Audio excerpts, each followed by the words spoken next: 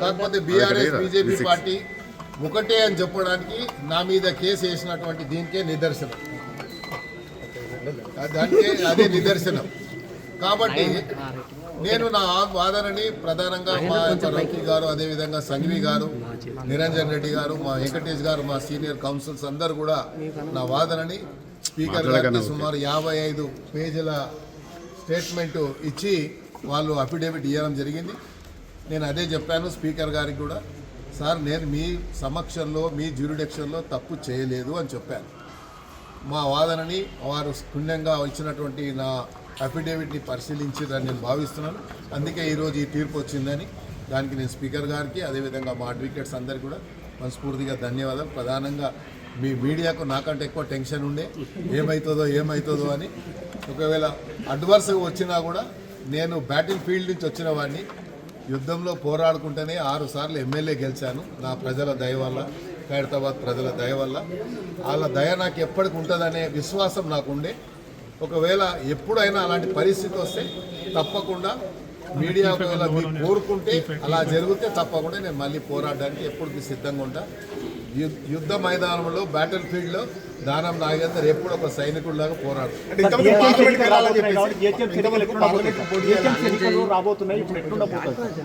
నేను చెప్పాను కదా, ఈ బీఆర్ఎస్ బీజేపీ 2 పార్టీలు ఒక అపవిత్రమైన కలయిక.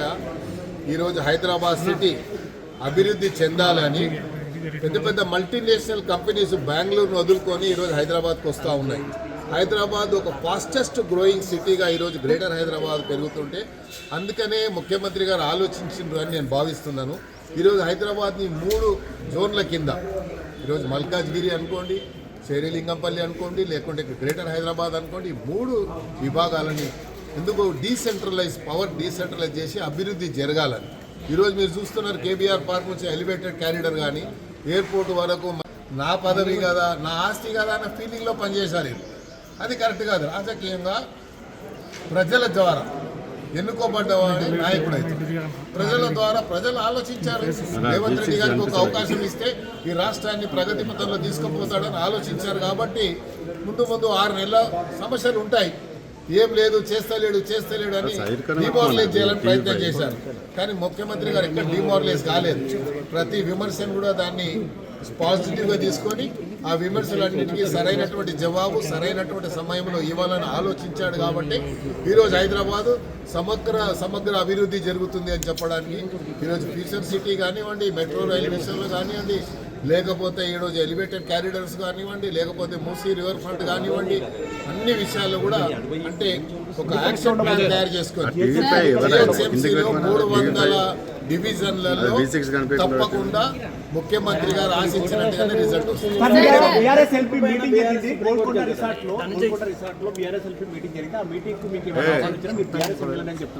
అదే చెప్పాను. వాళ్ళు నాకు పరిగణలో తీసుకున్నా లేదా నాకు తెలియదు. ఎందుకంటే మాకు తెలిసినప్పుడు నేను ఇన్నిసార్లు నాకు ఒకవేళ ఆ నోటీస్ ఇచ్చినా మా మీటింగ్ ఏదో వర్క్ షాప్ సెమినార్ నడుస్తుంటే రమ్మంటే పోకపోయినా దాని మీద ఒక నోటీస్ ఇవ్వడానికి అవకాశం ఉండేది. అవగాహన దెబ్బతిన్నది వాళ్ళకు. అంటే ముఖ్యమంత్రి పదవి పోయింది, కేసీఆర్ గారికి బాధ లేదు. ఆయన కంటే సెకండ్ మనిషికి అరే నేను ముఖ్యమంత్రి పదవి పోయిందన్న బాధ ఎక్కువ ఉన్నట్టుంది. అందుకని నేను కాలే ముఖ్యమంత్రి ఆయన ఎందుకు అయ్యిండు అన్న ఆలోచనతో అంతా ఇంకా తప్పటి అడుగులు వేసుకుంటూనే పోతున్నారు. రాజ్యసభ ఎన్నికల్లో కూడా బీఆర్ఎస్ పార్టీ పోటీ చేయలేదు. దీని ఎలా చూడచ్చు? మీరు అడగాలి అది. ఎందుకు వాళ్ళకి సంఖ్యాబలం ఉన్నప్పుడు ఎందుకు పోటీ చేయలేదు మీరు అడగాలి. ఎందుకంటే వాళ్ళు అడిగి ఒక పోటీ చేసి ఉంటే మాకు విప్పు జారీ చేయాల్సి వస్తుంది. విప్పు జారీ చేసే అధికారం లేదు కాబట్టి చేయలేదు.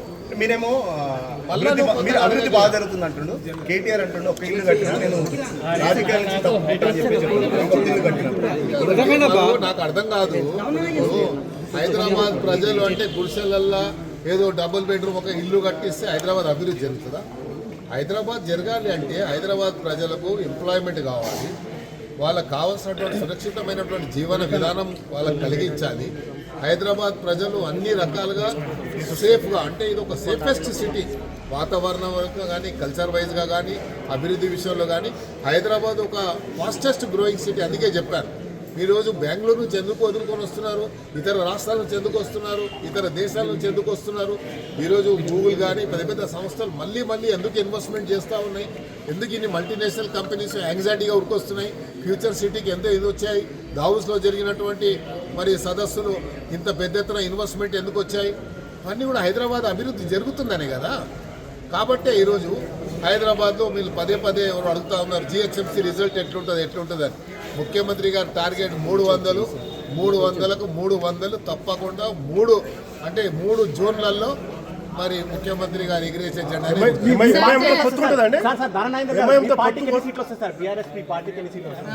నేను చెప్పాను కదా, ముఖ్యమంత్రి గారు ఎగిరేసే జెండానే గుర్తుంది 3 జోన్లు. హిట్ టీవీ యాప్, ఇందులో short news, live news, entertainment shows, movies, digital magazines తో పాటు మీ జిల్లా వార్తలను కూడా ఫ్రీగా చూడొచ్చు.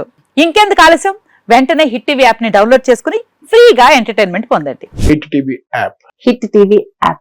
Please download hit TV app. Hit TV app ని ఫ్రీగా డౌన్లోడ్ చేసుకొని ఎంజాయ్ చేయండి. మీకు నచ్చిన ఎంటర్టైన్మెంట్ కోసం హిట్ టీవీ యాప్ ని ఫ్రీగా డౌన్లోడ్ చేసుకొని ఎంజాయ్ చేయండి. హిట్ టీవీ యాప్ ని డౌన్లోడ్ చేసుకుని ఆస్వాదించండి, ఆశీర్వదించండి. ఇంతమంది సెలబ్రిటీలు హిట్ టీవీ యాప్ ని డౌన్లోడ్ చేసుకోండి అని చెప్తున్నారంటే ఎంత మంచి యాప్ ఆలోచించండి.